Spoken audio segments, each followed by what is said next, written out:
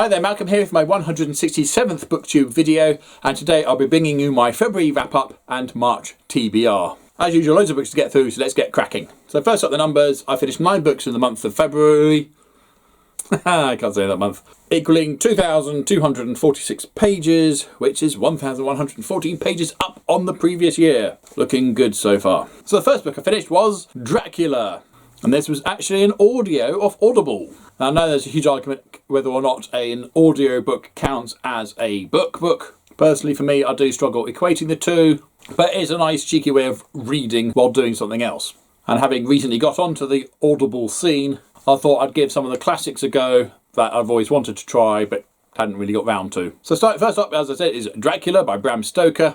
And this is said to be a sort of a semi-dramatised version in that all the words of the book are read aloud, the book being written as a series of letters, but there's a different actor reading out each letter depending on who is speaking, so to speak. So it's not been abridged, it's not been reworded for a more dramatic variable. This is literally the book as read by a number of actors representing each different character. So to me, that counts. And for those who don't know, and why wouldn't you know, Dracula is pretty much the original vampire story, or at least the story that made vampire stories popular. And vampires had always been part of mythology anyway, and there had been a couple of tales surrounding blood-sucking fiends, but this was the one that really kicked it into the stratosphere. So, what's it like? Now, obviously, the big issue I had with this book is I kind of knew how it was going to play out. You can't read a book of such an age and with such an established mythology without knowing pretty much every beat it's going to go to. So I approached this story like I would watching an episode of Columbo. You know, you're shown who did it, how they did it at the beginning, and then you watch Columbo work out how and why. And I suppose the other negative I'd have to draw upon is obviously the language used is very dated. And I mean more archaic rather than offensive. Certainly there are much younger books that have got a lot more offensive very quickly. And I think the worst it gets is at the mental institution with Mr. Renhold, who is referred to as a lunatic, but then it is a lunatic asylum, and at the time was a technical medical term for the condition. But then other than a slightly archaic way of speaking, the book has actually aged really, really well. As I mentioned, it's told in a series of letters from the various characters writing to each other or in their journals, and famously starts with a businessman travelling to Transylvania to meet a Count Dracula who's interested in purchasing property in London. And this is arguably the more popular section of the book because it is very atmospheric. The mystery deepens as the story unfolds. The threat increases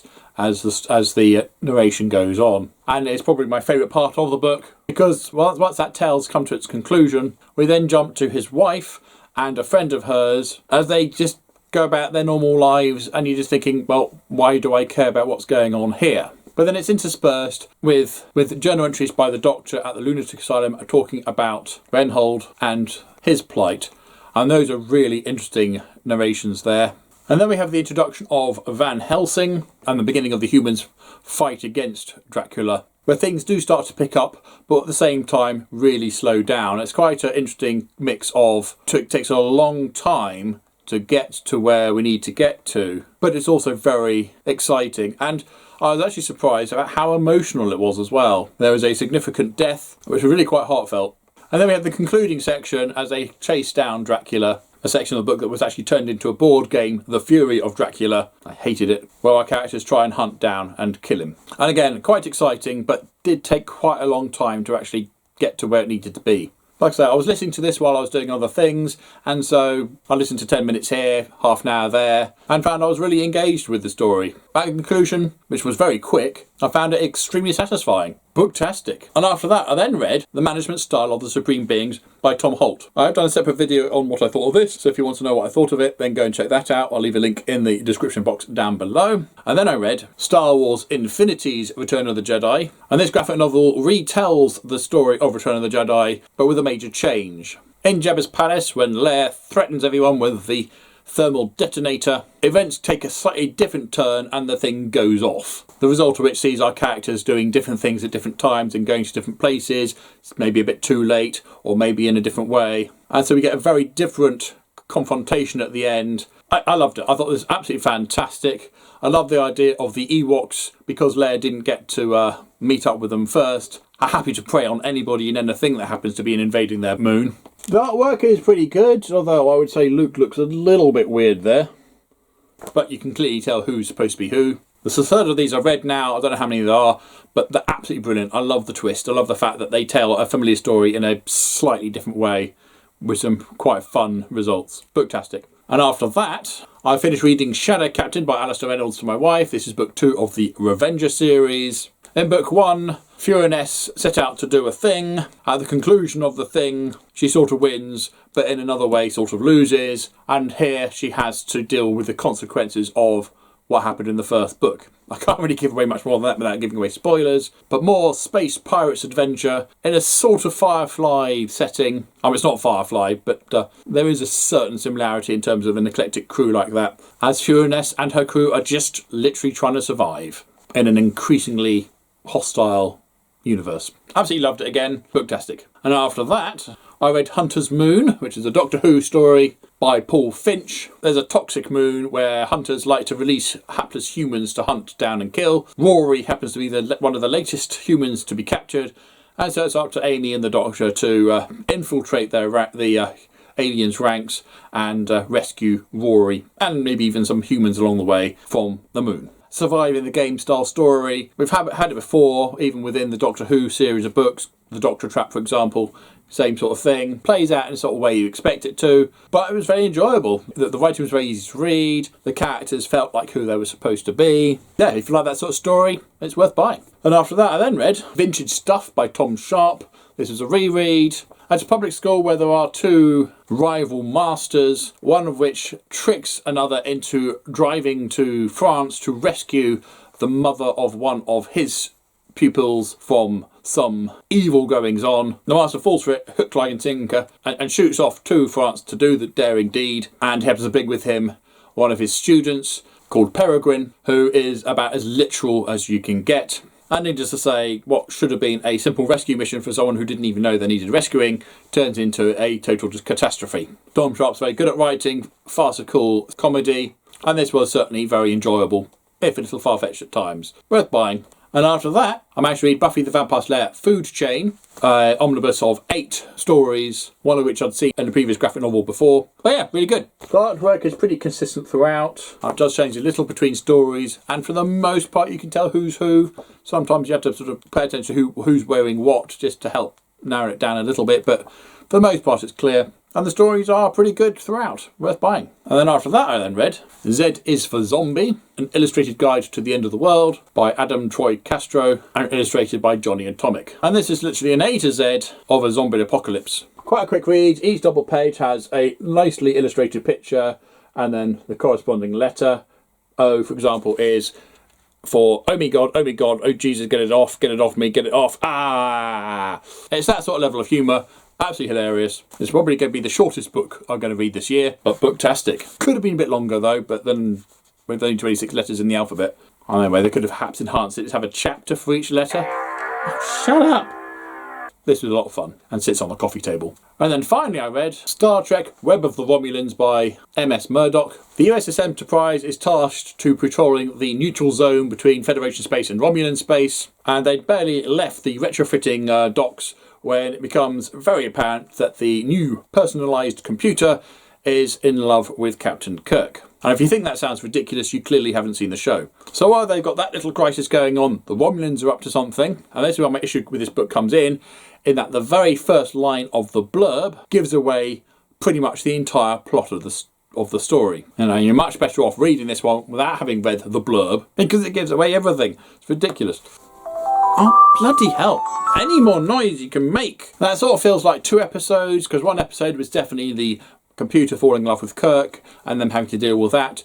But the story starts on Romulan, on the planet Romulan, as things are set in motion. And we do spend quite a bit of time on this planet with some characters I don't know and didn't really care about much. I've seen a bit of the show. I'm not a huge Star Trek fan. I don't know much about Star Trek, particularly the original stuff. But then finally, once we get through all that bit, and I almost gave up after a couple of chapters thinking, what? We jumped to the USS Enterprise in this ridiculous scenario. So they're kind of fun, and certainly I certainly tried to read Kirk's lines as if he was doing his overacting. It's worth reading. So these are the books I read in the second month of the year. Planned reading for March. My book of the month is The Kaiju Preservation Society by John Scalzi. Basically, a guy called Jamie gets fired from his job, is looking at being made homeless, when a job opportunity comes up to look after large wild animals. What have I got to do, he asks. Oh, only some heavy lifting.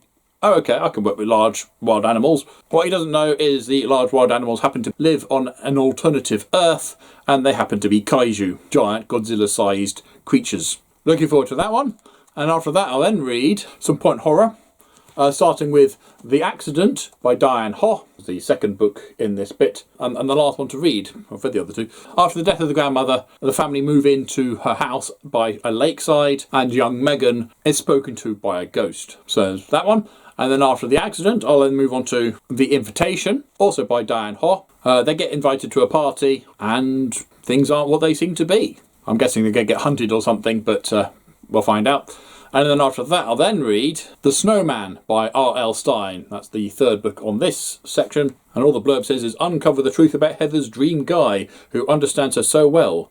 But is he all that he seems to be? Maybe he's a snowman in disguise. I don't know. And once I've done that one, I'll then move on to All the Colours of Darkness by Lloyd Biggle Jr. This will be a reread, and this is arguably one of my most favourite books of all time. It is 1986, The Far Off Distant Future. This is written back in the 60s, and teleportation devices have been invented. However, on the second day, a lady with forged paperwork disappears, and they hire Detective Jan Darzek to investigate. Who's behind the sabotage? Who's behind the mysterious disappearances? Is it a transportation corporation? Is it a rival country? Is it their own country? Or is it aliens? Well, that's sort of give it away really, but really, really looking forward to reading this one again, because then I can move on to book 2, Watchers of the Dark, next time, which is my favourite book of all time. Absolutely love this book, so looking forward to it. And once I've read that, I'll then move on to Servant of the Empire. This is book 5 of the Rift War series by Raymond E. Feist, and the second book co-written by Janie Wirtz, who is a fantastic addition to the series because she can write female characters a lot better than Raymond can. Book 1, Daughter of the Empire, we follow Mara as she becomes ruling lady of her house, and of course, as ruling lady, new threats are going to come up. This is a fat book of 800 plus pages, so I can see there's an awful lot going to be stuffed into here. Will I manage all of that within the month of March? I don't know. I shall give it my best shot. Graphic novel wise, I'm still trying to read some Buffy. Currently working on The Blood of Carthage, which is all one story. But I've also got Haunted and Autumnal. I want to try and get those read. For my wife, we've moved on to Bone Silence, the third book of the Revenger trilogy by Alistair Reynolds. We're just over halfway now. Don't think we're going to finish it in this month. We'll see. And on Audible, I'll be listening to Carmilla by Sheridan Le Fanu, the supposed precursor to Bram Stoker's Dracula. And there we go, that's my reading at the moment. See anything you like, see anything you didn't like, or anything you're desperately curious about. Comments below please, or share with me what you're reading right now. I've had a pretty good month, I think. A lot of booktastics. Let's hope next month is going to be just as good for me and for you. So until next time, see you later.